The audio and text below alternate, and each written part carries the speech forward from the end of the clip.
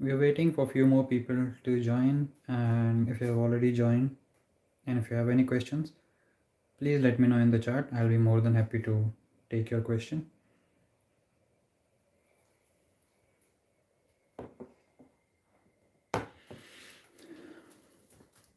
But before we start, if you can hear me properly, do let me know in the chat.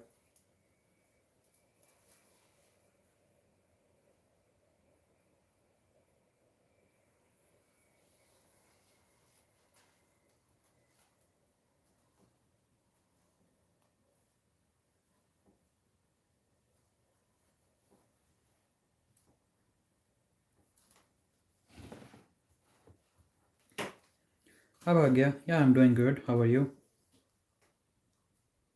Thanks for letting me know, Bhagya.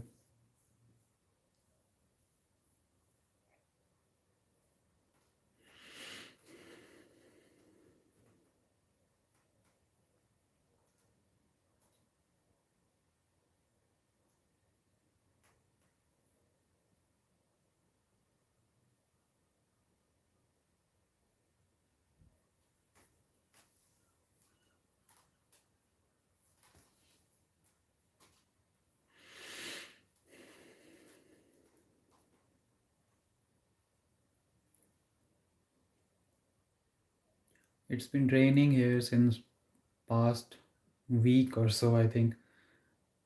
I need to go out to get stuff, but it's just raining all the time. Hi Rupa.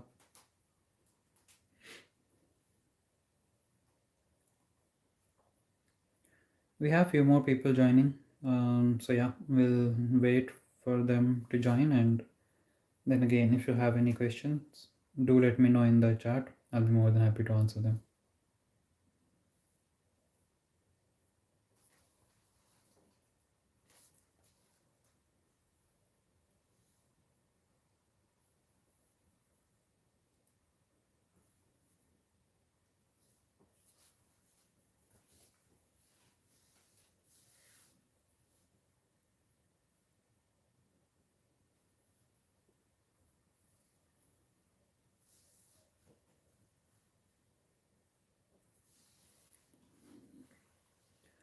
I'm done with Python. Can you please let me know what are the channels that we can go through for maths and stats basic to start up the course for data science and analytics? For stats, I would suggest you can follow one of my playlists. There I have posted some of the statistical videos.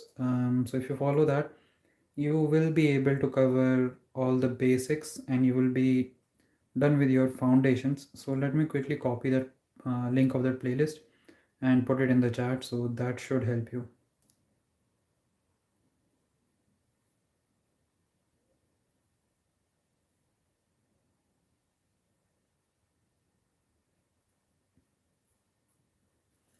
Yeah, so this is the link of that playlist. Here you will find all the basic foundations, and after covering this, you should have sufficient knowledge to build upon that, but sometimes it is more than enough to even clear some of the interviews. So yeah, this playlist should help you. It's been raining non-stop in Bristol as well. Yeah, I think it's kind of same in a lot of different cities here in the UK lately. It's not good. It's not fun, of course. And also, if you just need to go out to buy some groceries and stuff, it's hard.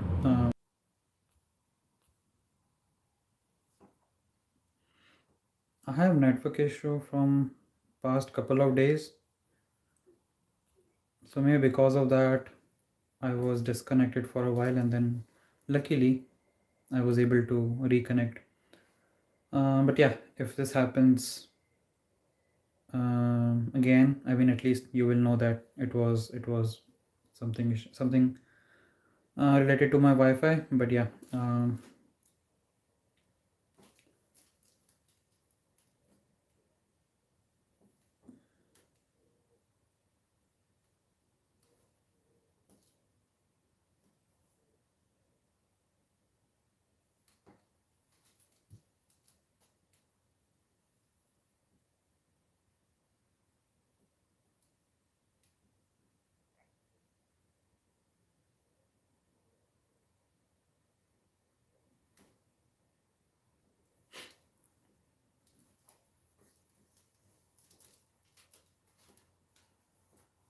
Well, for those of you who are planning to do your masters this September, the time,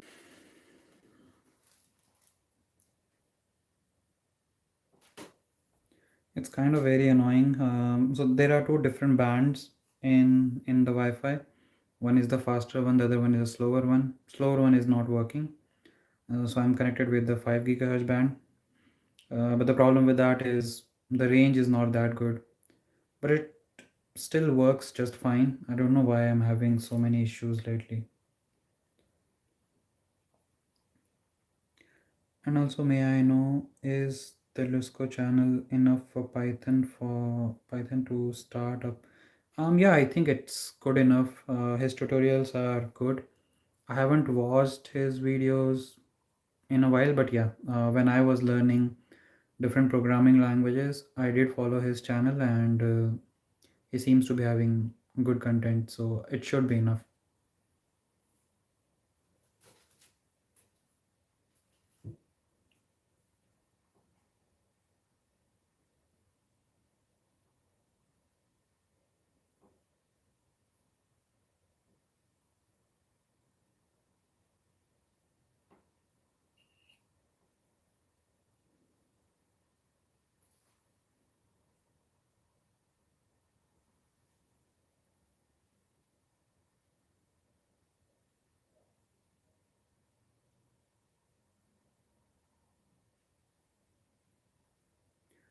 What are some of the must to have skills to apply for business analyst role? As for business analyst role, so similar to any other role, it will be very specific to the organization. But I think the most important skill for a business analyst is the communication skill. So if you're able to convey your requirements that you have collected from your clients or your stakeholders, and if you're able to provide that in a proper, concise way to your teammates, and then whatever your technical team has done, if you are able to convey that information to your stakeholders, or if you are facing any issues while doing that particular project, like your team is facing any issues, you are able to convey that to your non-technical stakeholders, and if they are able to understand that, and if you are having any let's say they've given you a deadline to do that particular project in a month or so, but then if it is not possible to do that because of technical limitations, you need to be able to convey that to your stakeholders. So that is the most important skill. After that, I would say some of the technical skills, like you need to have good Excel knowledge, presentation skills, again, that is again soft skill. If you have some visualization tools under your belt, I think that would be added advantage, like Power BI or Tableau. So those are some of the skills which are important and good to have. Um, Apart from that, yes, having Python programming knowledge could be handy, but not all companies ask for Python programming.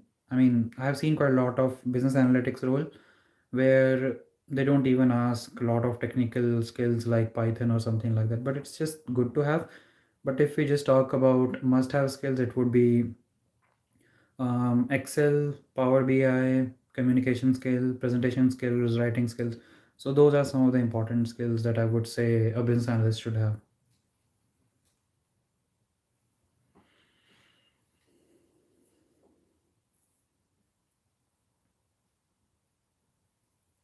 You're welcome, Bhagya.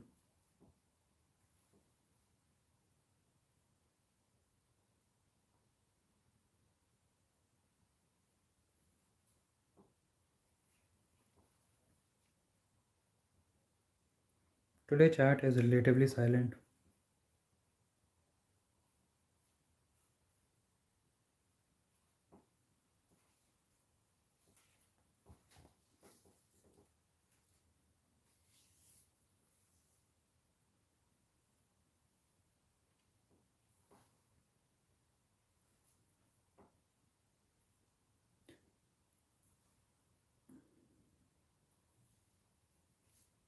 Is advanced DBMS required as well?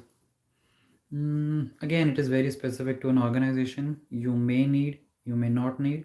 So that is there, but I won't say that you need advanced DBMS, because if you are applying for DBA role, which is database administrator, then yes, you will need. But for a business analyst, I won't say that you need advanced DBMS concepts or knowledge.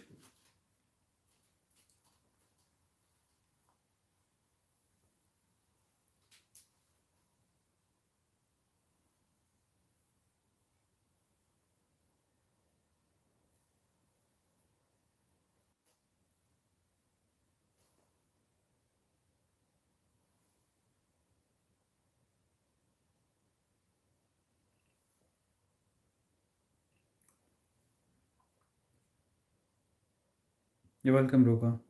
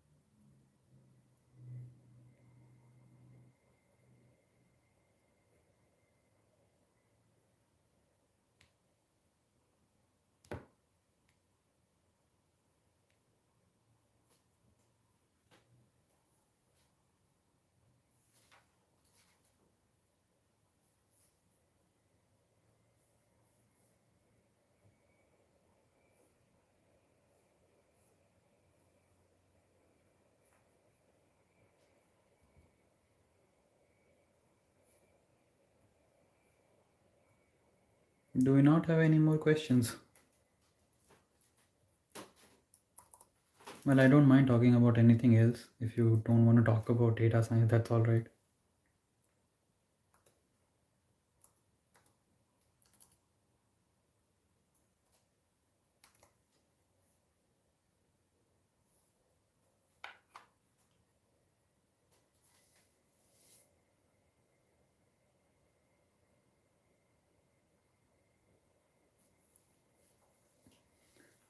Could you let me know a bit about India Young Professional Scheme Visa? Yeah, but I mean, I'm no expert in visa and all those kind of things. But yeah, I did look at the government page where they have mentioned all the details.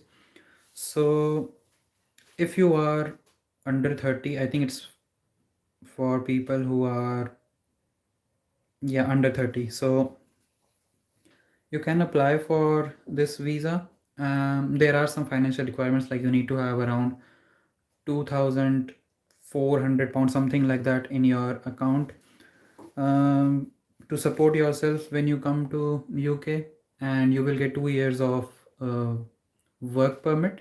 So you need not have any offer from any company. If you get that visa, you can come to UK, you can live here, you can find a job, and you can do any kind of job. It need not be related to your background. If you like, you can just work in supermarkets. That is totally up to you.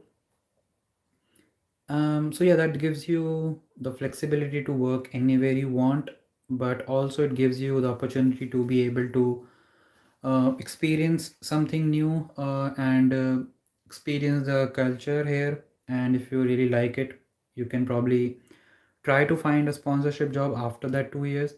But it's not like if you apply for this visa, you will get it. It's very much like a lottery system. So how many ever number of people will apply for this visa, only 3,000 people will have success. So 3,000 people will get this visa. So it is very much like a lottery.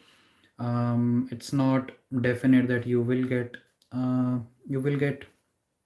the visa, and I think it does not depend on the profile as well. It can be for anyone. So yeah, even if you have a very good profile, it won't make it certain that yes, you will get this visa. So yeah, those are some of the basic informations related to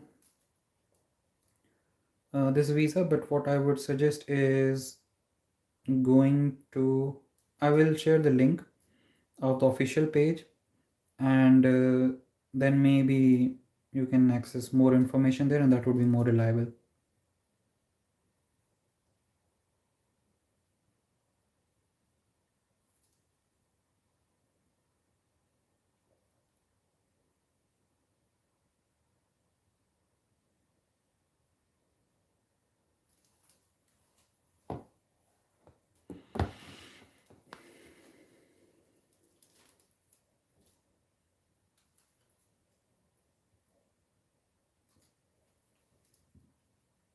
Yeah, I would ask the same question about young professional scheme. So yeah, I hope I've answered um, some of the basic information related to young professional scheme.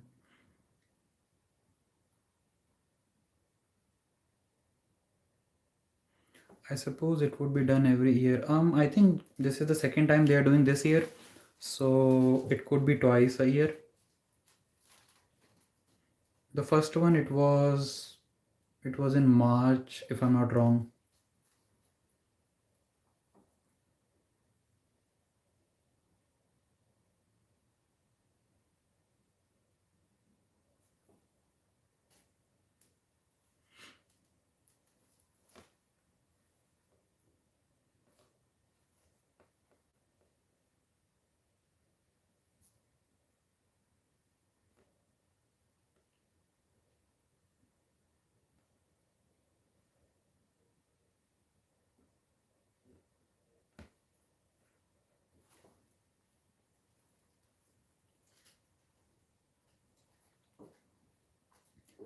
Is MSc Information System at Kingston University good for business analyst?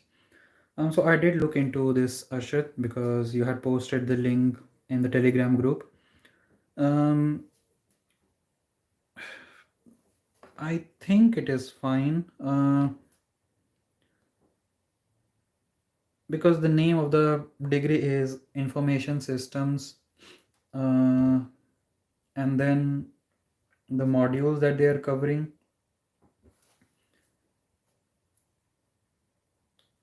there they have some of the business related modules like business in practice, and then they have agile project development, which is more related to IT, which very much aligns with the name of the course. And then they have databases and database management. So I think overall, yes, it looks like it could be a good course if you want to get into IT business analyst role. So for that, I think it is a good course.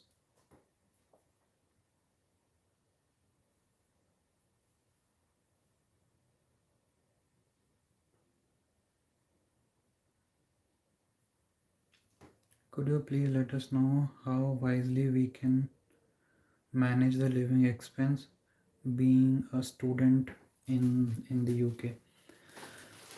Uh, I mean, there are a couple of things. Yes, living expense is quite high now in the UK, so that is there. But if you want to manage a living expense as a student, I would suggest the first thing that you can do is save some money in your accommodation. So a lot of the students, they will go for student accommodations, which is the most easiest way. And if you don't, because you will already have so much hassle related to getting your visa done, getting your travel booked, all those kind of things.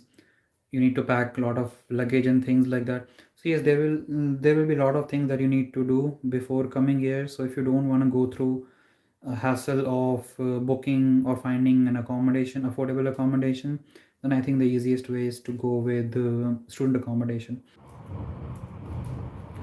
Yeah, so if you want to save some money in accommodation, I would suggest instead of going for student accommodations, it would be better to go for shared accommodations, which you can find on Spare Room. On Spare Room, you will be able to find one room in a house, and those are relatively cheaper as compared to student accommodations. So that is where you will save a lot of money. Apart from that, when you go to a particular supermarket, it could be any supermarket depending on which supermarket is very close to your accommodation. Try to look for products which are very exclusive or specific to that supermarket. So for example, if you're going to Asda, look for products which are tagged with Asda, or the label they have is Asda label. And if you are going to, let's say, Aldi, look for Aldi products. Those will be relatively cheaper as compared to other brands. So that is again something which you can do. In terms of travel, so if you are living a bit far from your university, probably just to save some money in terms of rent, it would be better to take a bus pass, yearly bus pass. uh, and there are discounts for students, so it is relatively cheaper. So I was living in I'm still living in Newcastle, but when I was a student, I took yearly bus pass, and that bus pass costed me around 280 pound for a year. And if I buy that same yearly pass as a professional, it will cost me around 710 pound or something like that, which is very expensive. So as a student, yes, you need to look for those discounts. And also as a student, you sometimes get discounts in a lot of different retail shops like Primark and other things. And you also need to know that there is this thing called um, uni days. So on uni days also there are a lot of student offers. So if you want to buy something, I would say first check on uni days if there is any brand or if there is any offer, then buy it through uni days. You will be able to save around 10-20 pound 20% there. So yeah, those are some of the things which I can suggest. um, if you want to know about living expense a bit more, like how much it is going to cost you in different cities, we have a video on our other channel. So let me quickly find that video for you, and yeah, uh, post the link in the chat. So that video should give you a bit more information on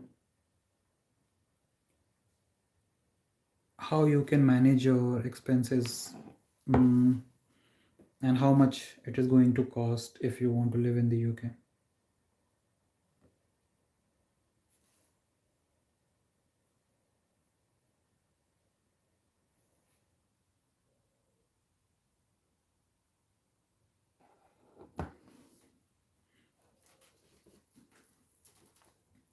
Yeah, so here's the link.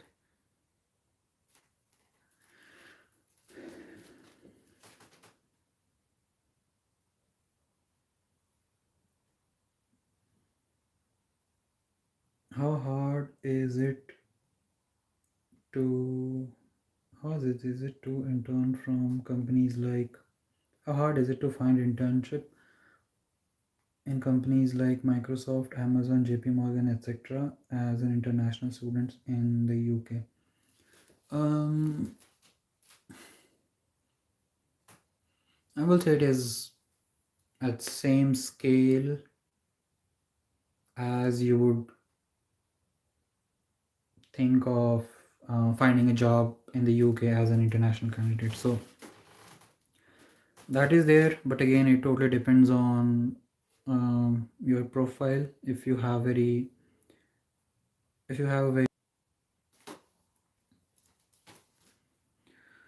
it's just super annoying. My Wi-Fi just doesn't want to work.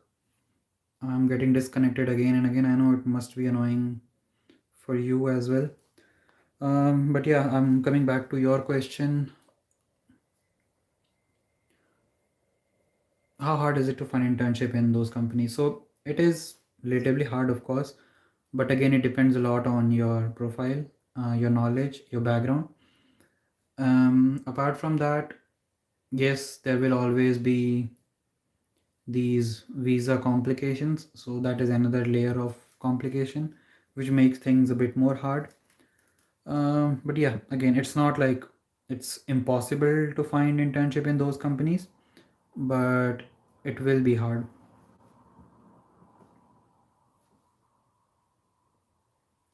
Sir, what is math?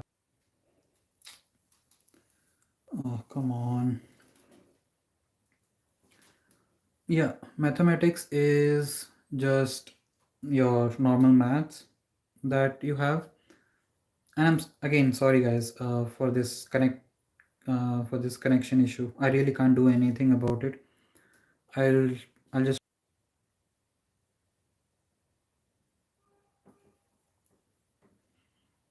So mathematics is just normal maths that you must have studied during your 10 plus 2 11th or even 10th. So concepts like, I mean, it depends what you want to do with that math, because if you talk more specifically from data science perspective or data analyst perspective, it will be statistics, probability, linear algebra, things like that, calculus as well. And what is computing? Computing is mainly related to programming. It could be any programming language, and also it depends on what you want to do. So let's say you want to become, if you want to do iOS web development, then you may want to look into Swift programming language. If you want to do web development, then you would want to look into JavaScript and its frameworks. If you want to get into data science, then Python and R are two of the popular programming languages. So that is what is about computing. But computing or computer science is not all about programming. You also need to understand how different algorithms work, how an operating system works, uh, what is networking. So there are a lot of different things in computer science itself.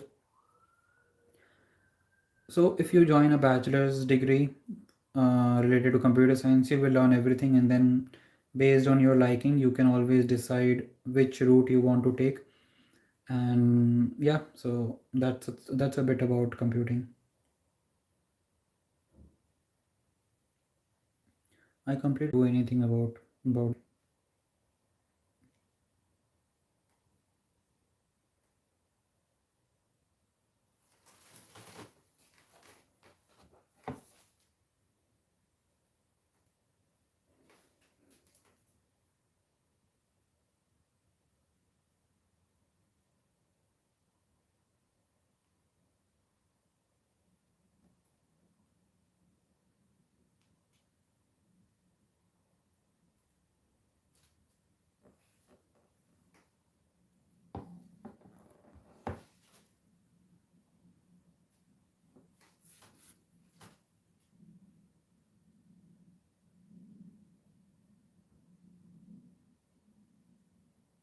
I hope it is working now. I'm not sure.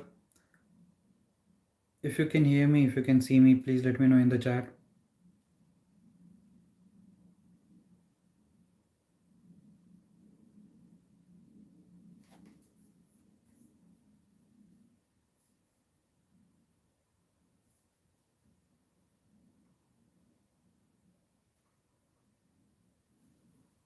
Thanks, Umar.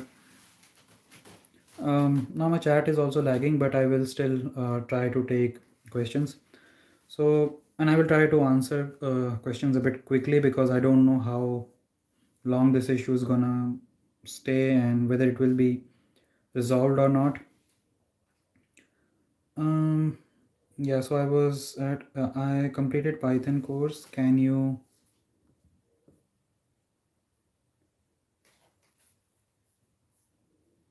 No, the chat is gone. I completed Python course. Can you tell me any test? I want to know my Python knowledge is good for data science. Um, I would say you could try lead code. You can go to lead code and try to solve some of the problems there. And if you're able to solve those problems, I think you should get that confidence that yes, you can solve problems in Python. And more specifically for data science, I think you need to understand how NumPy, Pandas, Matplotlib they work. And for those, I think it's all about getting data from Kaggle and try to do some project and try to do some data exploration, data cleaning, things like that. That will give you good confidence about data science related stuff. So yeah, those are the two things that you can do. So if you go to lead code and if you solve problems, you will know that how comfortable you are with Python programming. And if you take data from Kaggle and if you try to solve them or you try to do data exploration, you will understand how good you are with data science.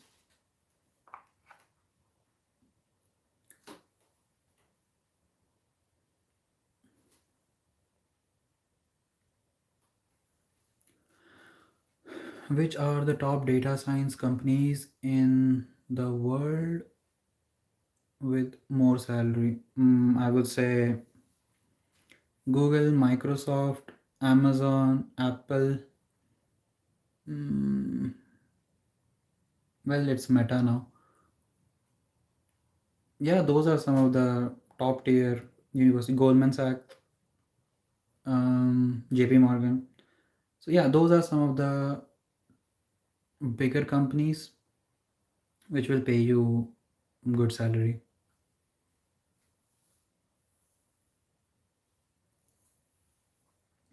You don't reply on LinkedIn, bro. There are so many platforms, so it's really hard to keep up with everything. And the problem with LinkedIn is I get like similar questions in like multiple messages, and I have to, and there are very few bits and pieces which are different among those messages. So even if you may think like I can just copy paste those answers, it's not like that. I'll have to change few things. I'll have to consider different things for different people. So even though I'm answering the same thing, I'll have to answer for different people in different way. So it takes a lot of time. If things are much more quicker and easier, I do tend to reply those, but if a question requires a lot of research, then I prefer to answer those questions either in comment section or in a Telegram group or in the form of videos or in live session, because here there are a lot of people, and if I answer that question in open platform, it will have a lot of people and they can just go and see the answer there, and I will not have to repeatedly answer those kind of questions, right? So it's just because of that. It's just hard for me to keep up with all the messages because I don't do YouTube full time. I have a full time job. YouTube is on the side. It's more about trying to help people. So I'm trying my best to do as much as I can, but it just becomes a bit hard to manage all the different platforms.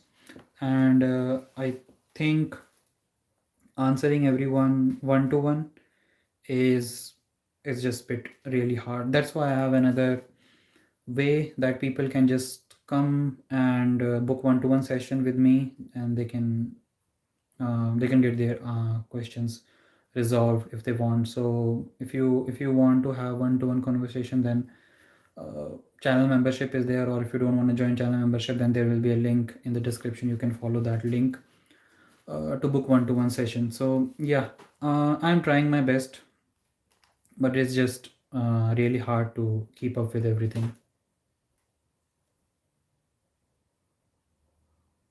Is MSc data science they teach you language R from beginning to end? Uh, if you expect a university to teach you a programming language from very basic till like very advanced level, I don't think that is going to happen because the course in the UK is just for 1 year. So if they spend so much time in teaching you programming language, they won't be able to cover everything. So I would say no, but they teach you enough that you can build upon that. And not all universities teach programming language. So there are some universities where they will cover R program or Python programming, but there will be some universities where they won't. So if you are very new to programming, I would suggest picking a university where they are covering programming language will be very important for you, because when I was looking for master's course, I avoided those universities where they were covering programming language is because um, I knew Python programming. I knew programming quite well. So if I had gone for a university where they're teaching Python or R, I would have just wasted my time, right? So for me, it's different. For you, it will be completely different. So if you want to learn programming, if you're not really comfortable, I would suggest going for universities where they are covering programming language as part of their course.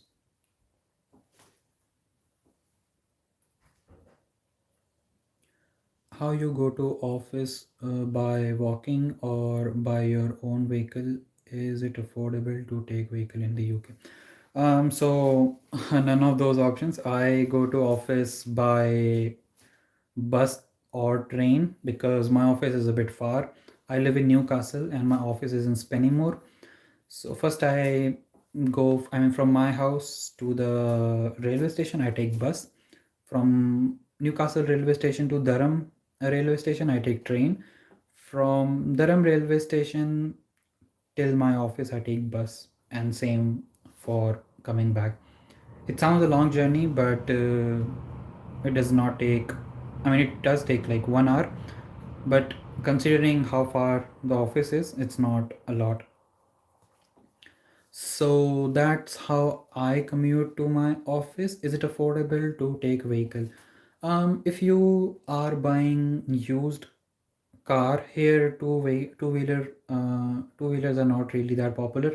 So that's why I'm just talking about cars.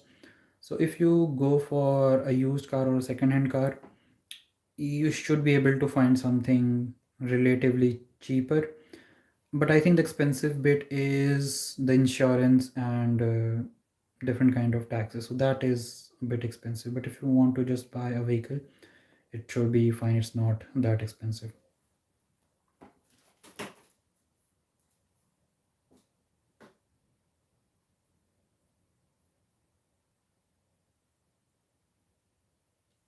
Where are you working right now? So I'm working in the UK at Stanley Black and Decker.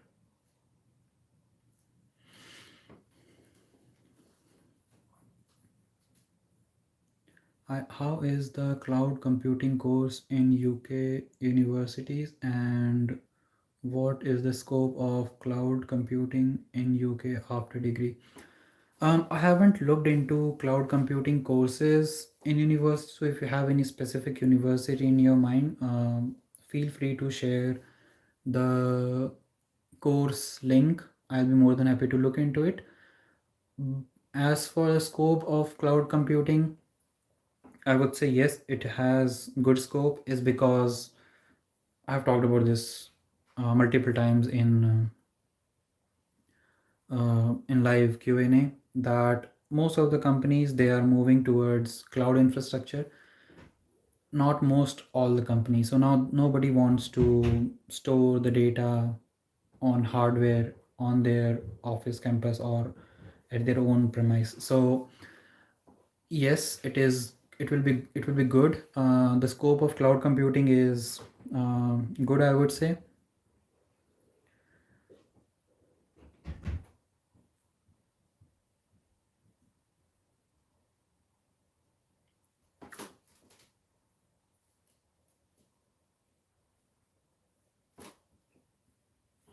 As an international student, for staying, which one will you recommend? University accommodation or sharing room with friends? I would suggest sharing room with friends would be the better option. I mean, of course, you will have more responsibilities. You'll have to do quite a lot of things on your own, but at least you will save some money there. So it totally depends on convenience over money or money over convenience. It's totally up to you. If you feel like you don't mind spending little extra, but you want all the convenience, uh, in that case, I think it's better to go for university accommodation or student accommodations.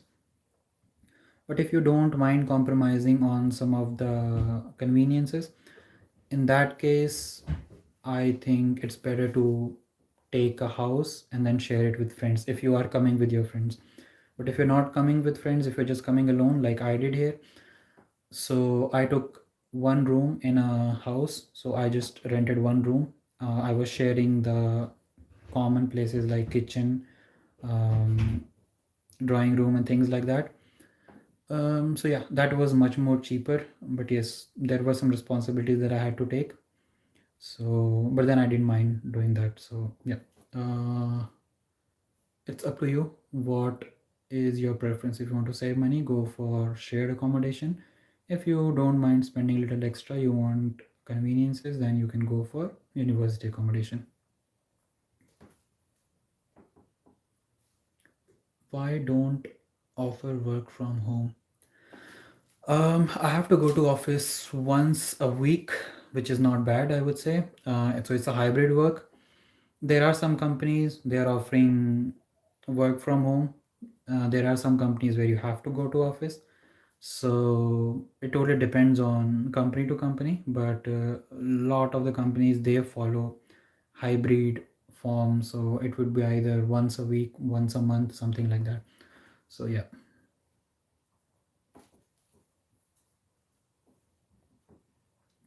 Does IITians have demand in UK or data science companies? I would say yes. IITians will always have demand, but also it's not like if you just go to IIT, you will have demand. You'll have to do hard work there as well. You need to learn things. You need to be good at what you do.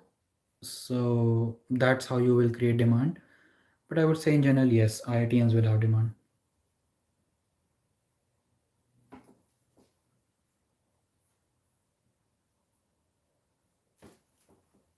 Thanks for being kind enough by coming live every week to help us. It is helping me with a lot of information. That's glad, and that's the idea behind coming live, Bhagya. And always, whenever I hear these kind of word, it always keeps me motivated to come live. And several time I heard my tuber. I don't know what's your name is, but he's been uh, very active and he's been here quite a lot. I've seen Ashutosh as well multiple times, Arshan as well. So I do remember a lot of you. Same goes for Bhagya as well. Lately, you have been here quite a lot. So yeah, my tuber couldn't join past few weeks. Maybe it's been a month or something, because he had his classes. So that's why I thought maybe it would be better to do these kind of live streaming thing on Fridays evening and Sundays as well. So those are the things which I'm doing on Twitch, and maybe not on YouTube, is because those are more of a non-technical kind of conversation. So if you want to ask data science related questions, yes, you can ask. But if you just want to hang around, if you just want to chat, if you just want to just ask general questions, you can ask there. It's a fun place. There I prefer to play games and then talk to you guys. So yeah, that is what we do there. Let me quickly find a link of our Twitch channel, so that if any one of you who is willing or who wants to join us there, um, it would be nice if you can join us there, and we can talk about anything on Fridays and Sundays as well.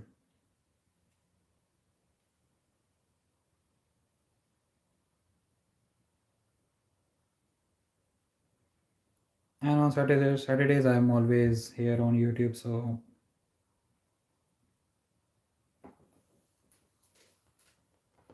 yeah, so this is the Twitch channel.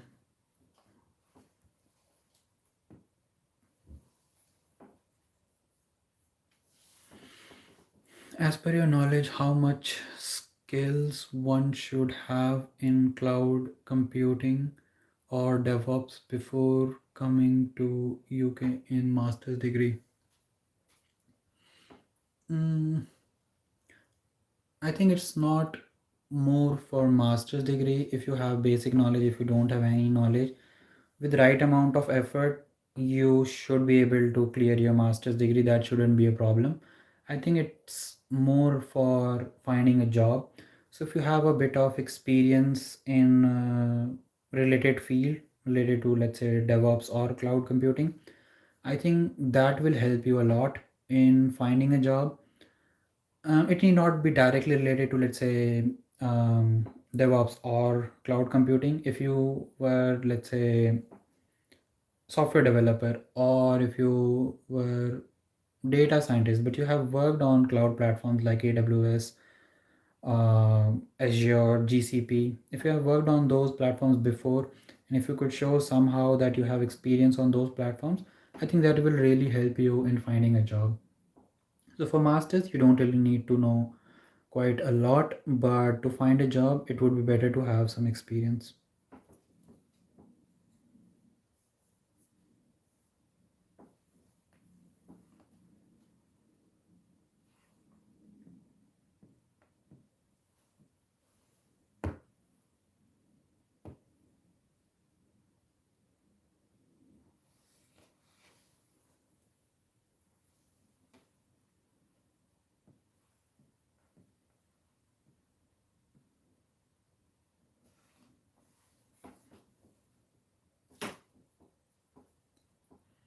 I went live yesterday on Twitch, and then there was this audio issue. So I was getting this buzzing sound all the time.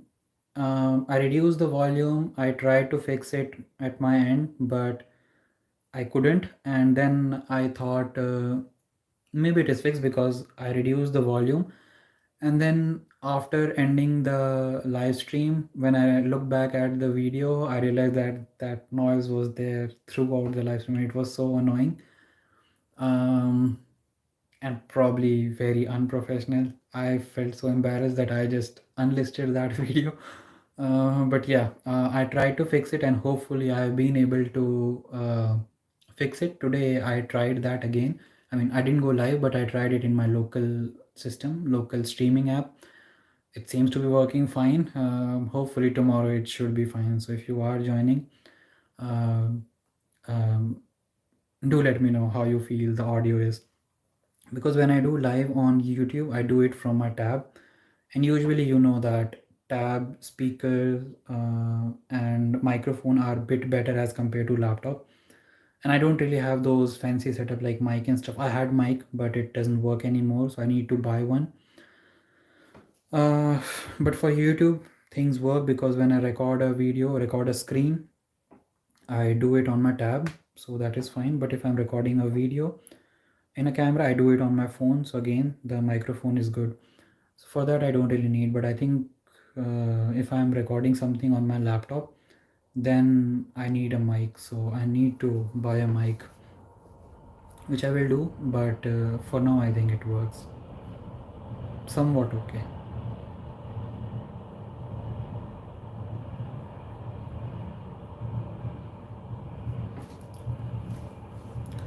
um have you worked on NLP tasks? Yes, I work on NLP tasks on a daily basis, because I work for a customer feedback team, so we get a lot of uh, data in textual formats. So I do quite a lot of natural language processing tasks.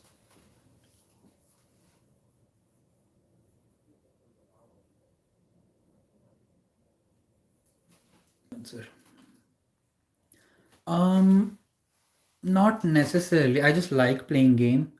So the thing is, currently how I'm playing game. So I'm just telling you my routine. So that will probably put things into perspective a bit more. So I have my daily work. I start at, let's say, 7. I mean, my first call is at 8, but before that I need to go through all the emails and things like that, so that I am well prepared for the call.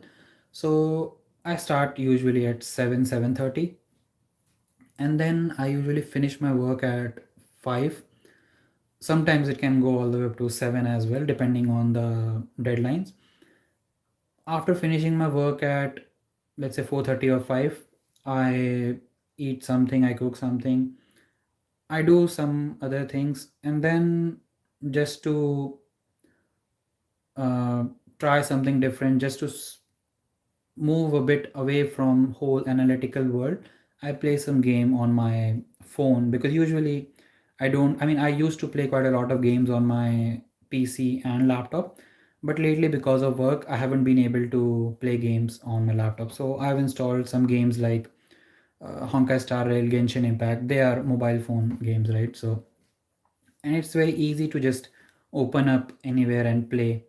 So Subway Surfer is probably a bit I would say it's much more easier game, I would say. So I wanted something which is not as easy as Candy Crush, Subway Surfer, Temple Run, things like that, but it should not be as complex as a PC game, right? So I've installed those things on my phone, and just to move away from analytical world, I play a game on my phone, just to have some different kind of mood, right? So that is what I do every day. So now that I've seen a lot of people, uh, especially some people who are not able to join on Saturdays, I was thinking I'm anyways going to be playing game. If I can play game with you guys can come there and probably hang around. And if you have any question related to data science, you can ask. If you have anything else to talk about, we can talk. So I'm also playing game and I'm also talking to you guys, because if I'm just playing on my phone in my room, I'm not really interacting with anyone, right? But in that time, if I can go live, if I can provide a platform for others to come and get their questions clarified. I'm back again. So yeah, that way I'll be able to do multiple tasks. I'll be able to help people, and I will be able to enjoy my time as well. So that's the idea behind that. And this channel, Programming Cradle, is more for data science and technical world. So I don't think it would be right to do those kind of gaming live streams on this channel. So that's why I thought it would be better to just create a separate placeholder where I can play game and then I can talk to you guys as well. So it's more about doing things together, because when I say that Programming Cradle family, I do actually mean it. So if I'm doing something, I mean, that's why I also love to travel. That's why I created a traveling YouTube channel as well, so that if I'm traveling to somewhere, I'll create a video and then I will post it there along with my friend. But lately we haven't been able to travel a lot, because if you have been following, and I think Ashutosh, you know that I was working in previous company and then I got laid off and then I had to find another job. So things haven't been that smooth lately, so it's been ups and downs, so I haven't been able to travel a lot. So no videos there. So it's all about what I'm doing, sharing with you guys. So when I say Programming Cradle family, I actually mean it. I just want to include everyone in however way I can. So it's just that. I hope now it makes more sense, Ashutosh.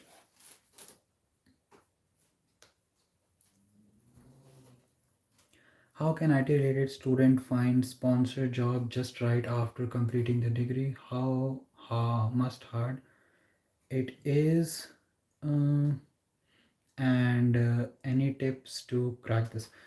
So Omar, it's like you can work as hard as you want. That is fine, and most likely it is going to pay off. Is because when you work hard, you will gain quite a lot of knowledge, and when you get into a job, you will be able to show that yes, you have the skills. The only thing about sponsorship job is, if you have some experience and a company knows that yes, you have some experience, um, you have worked in a company, they know that you are aware of the corporate thing. So sponsorship jobs are mainly for people who have some experience and they're going for senior roles. And each and every company, they have set number of jobs they can sponsor. They don't have this unlimited number of sponsorship that they can provide. So companies have to think very carefully and be very mindful about who they provide sponsorship to, So if you have some experience, I would say yes, it is possible to find a sponsorship job. But if you are a fresher, what I would say is try to find a job. So the first target should be to find a job right after you finish your masters. It could be PSW job, it could be a sponsorship job. That is totally fine. But if you are able to find a sponsorship job, I think your problem is solved. But if you're not able to find a sponsorship job, if you find a job where you have to apply for PSW, and if you're finishing a course in September, and if you find a job in September, you will have like September, October, November, December, and in January end you will have to apply for PSW. So you will have 4 months. In 4 months, you will be able to show the company that you are a good candidate, and you have the potential, and you are adding worth to the company. And if you feel like you have done enough, you can ask your manager to provide a sponsorship, and if they agree, then you are all set. You don't have to apply for post study work visa, and you will be able to find a sponsorship. So I would say the first target should be to find a job. It could be sponsored, it could be non-sponsored. But let's say after 4 months, your manager says you are still on probation. Probation is usually for 6 months. And if your manager says that we would sponsor you after probation, so in that case, you will have to apply for post study work visa. And then I would suggest staying on post study work visa for a little longer, because some companies they do pay all the expenses related to your skilled worker visa, and some companies they don't. So if you have to pay NHS fees and application fees uh, for tier 2 visa, then you will have to pay it twice for your post study work visa, and then for, which is a huge amount. I would say if you get into a post study work visa, stay there for like at least 6-7 months, and then you can switch to tier 2, because you will be working in a company, and then you will earn, and then you will be able to save some amount to pay for your tier 2 sponsorship. So those are some of the ways you can find. It depends on, are you an experienced person or are you a fresher. So yeah. Is gym costly in Newcastle, UK?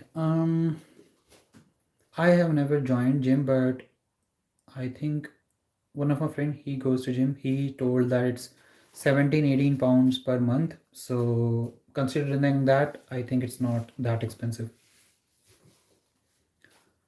How to keep confidence in interview as we are so afraid? That's a good question, and I think I've answered that question before as well.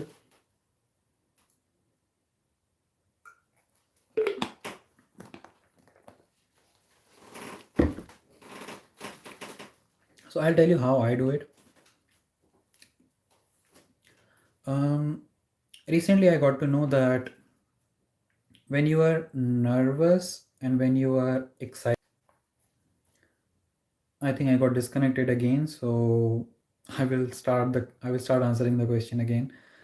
So yeah. So when you are nervous and when you are excited, I think the same kind of hormone is released. So it's totally up to you how you want to interpret it. If you convince your mind that you are excited and you are not nervous, then I think you will already feel relaxed. So, and that is the tricky bit, I would say. So that's how I convince myself. I'll be like, okay, I'm getting into this interview and I'll be talking to a lot of new people. Even if it doesn't go well, I will at least know those people. I will at least know what type of questions they are asking, and I will be able to take away some of the important information from that interview, and then probably I'll be able to use it for the next interview. That's how I take any particular interview. And once and obviously I am a human being, my heart also raises, so there will always be that, but it's about controlling it. And as soon as I get into an interview, I greet the interviewers with a big smile. I try to initiate the conversation like, "How are you? How's things going?" and things like that. And also the interviewers, they are not there to kill you. They are there to help you. They try to help you be calm, and sometimes even they are nervous. So you need to keep in mind that it's not just you. Sometimes they also they also feel quite a lot of nervousness and all those kind of things. So they try to, you need to give them a big smile. They will feel good, and then just go normally. That is one way of doing things. The other way is being strong with your technical skills, because if you have confidence in yourself, if you feel like you know enough, you will be able to answer most of the questions. I won't say all the questions because it's very hard to be able to answer all the questions correctly. So if you have the confidence that you will be able to answer most of the questions correctly, you have done your preparation, I think you will get that confidence automatically. So those are the few things that I can probably suggest how you can gain confidence in an interview. I hope that helps.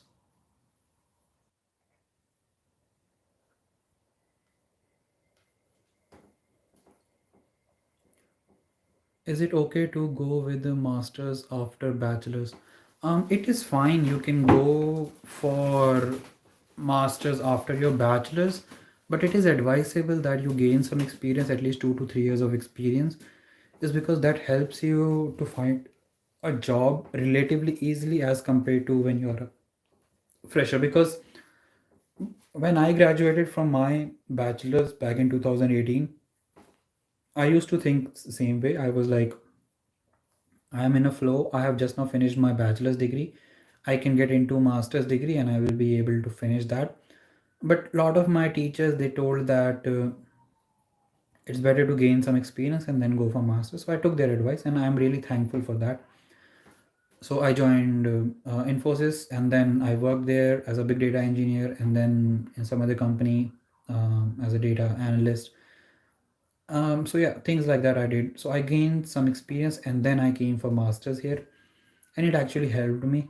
I will make a dedicated video about my job search experience in the UK, but I've been able to find job like 3 times, um, which I think is good. So, and there were a lot of people in my batch, they were freshers. They're still trying to find a job. They haven't been able to find anything relevant to the course. So it is hard to find a job as a fresher, but again there were some freshers who have been able to find a job, so it's not like impossible, but it is hard.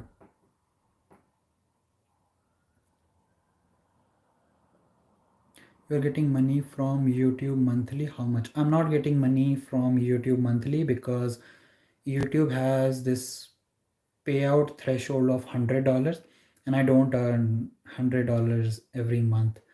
So if I'm getting ads on my channel, people do think like I'm earning a lot, but no, I usually earn like what, $50 a month, which is not much.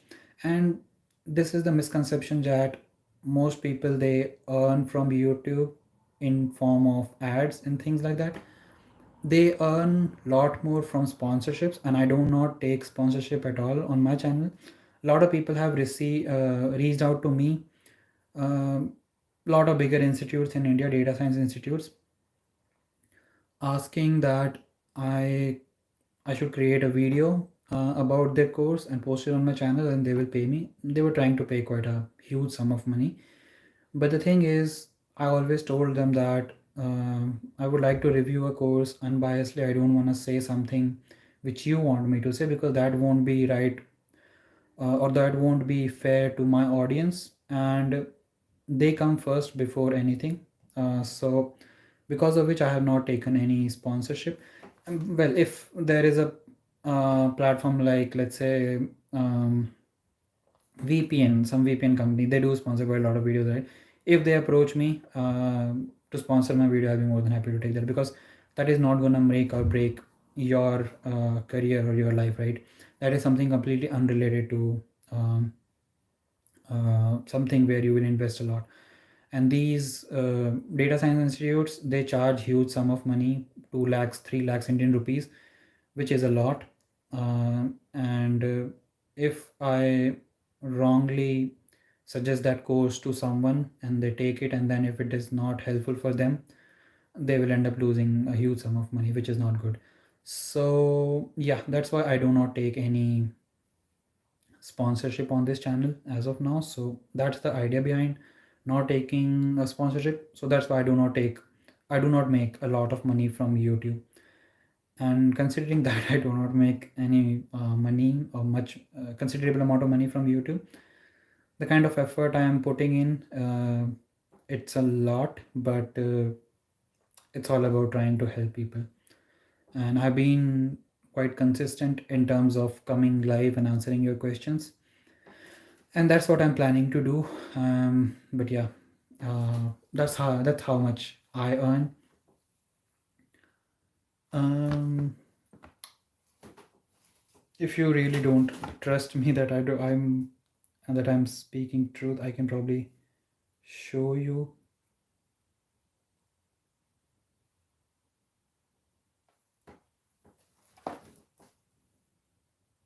Where is it?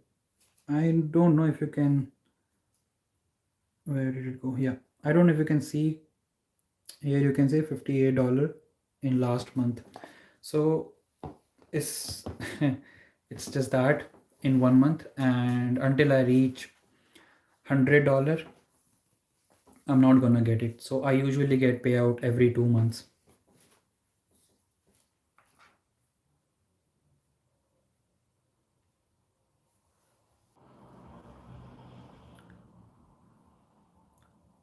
I will be shortly ending the live stream.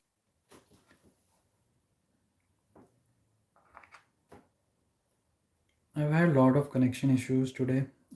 So yeah, I will take these 4 5 questions that we have in the chat, and then I will end this live stream. But if you want to still ask some questions, you can probably join me tomorrow uh,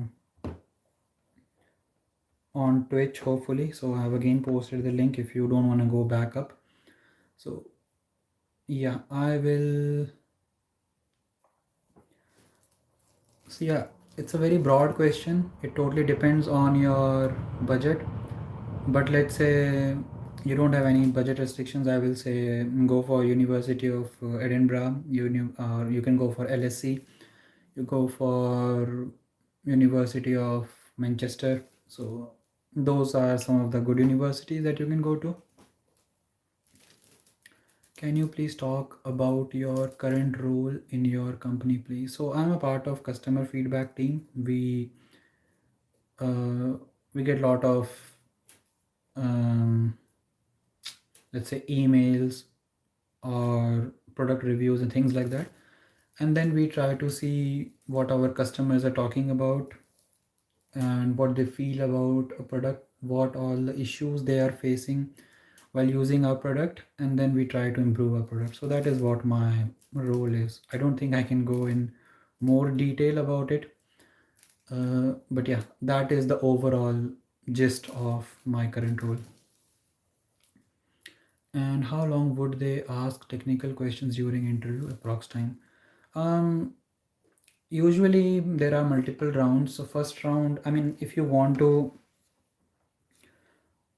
know what type of rounds are there, I have a dedicated video on my channel. So I will quickly try to find that video and post the link in the chat. So in that, I have discussed about what all different type of rounds are there in data science interview here in the UK. uh, so there are dedicated rounds. So if there is a technical round, the whole time they will ask technical questions. So usually it is for 1 hour. So yeah, for 1 hour they will ask technical questions. There can be multiple technical rounds, so the whole interview will be technical. There are some interviews where they just talk about company culture and things like that, so they won't ask any technical questions. I have 1 year experience in the IT sector, but it's not exactly relevant to data science. Is it okay? Or am I the same boat? I'm in the same boat as a fresher. You're not exactly in the same boat as a fresher, because if you have worked in an IT sector, you will have some transferable skills. So that is good thing. I mean, now it's up to you how you use those transferable skills and how do you show the hiring manager that the work that you used to do is relevant to what you are going to be doing as a data scientist or data analyst. So you need to put that thing into perspective, and you need to make use of your past experience. So you're not exactly in a same boat as a fresher, but yeah, it's totally up to you how you are selling yourself.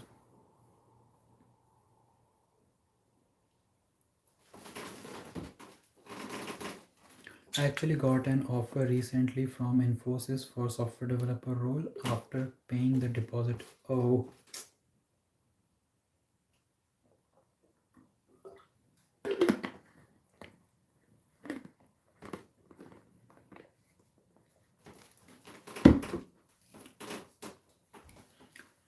can you not ask university to get a refund? I mean, if you want to join Infosys as a software developer, and I'm pretty sure that you will gain some experience, you will gain some knowledge there. But if you have made your mind that you want to do data science, or if you want to do masters, then you can.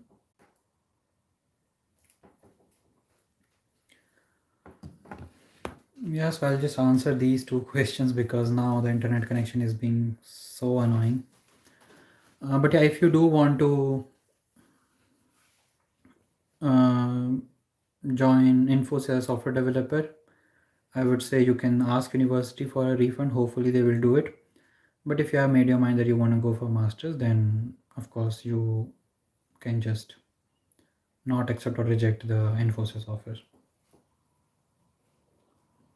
For September 23 intake students, what is right time to apply for internship? I would say once you will finish your first semester, you are in a good position to apply for internship because you will learn quite a lot of things in your first semester. But if you have some knowledge or experience in data science, you can start applying for internships in the first semester itself. So yeah, that's what I would suggest. Thanks everyone for joining, and I'm really sorry for this connection issue. I really don't have any control over Wi-Fi because I'm living in a shared accommodation, so I need to complain to the landlord what's happening, and hopefully it will be fixed, and this won't be the case next week. But if you do have any question, do join us on Twitch. We do these live session or live streaming there for 2 hours every Friday and Saturday. Sorry, Friday and Sunday. So yeah, it would be nice to see you guys there as well, and we can probably chat about something else apart from data science. But if you still want to talk about data science, I'm more than happy to talk about data science because I really like data science. So yeah, see you guys either tomorrow or next week. Have a great weekend and enjoy. Bye.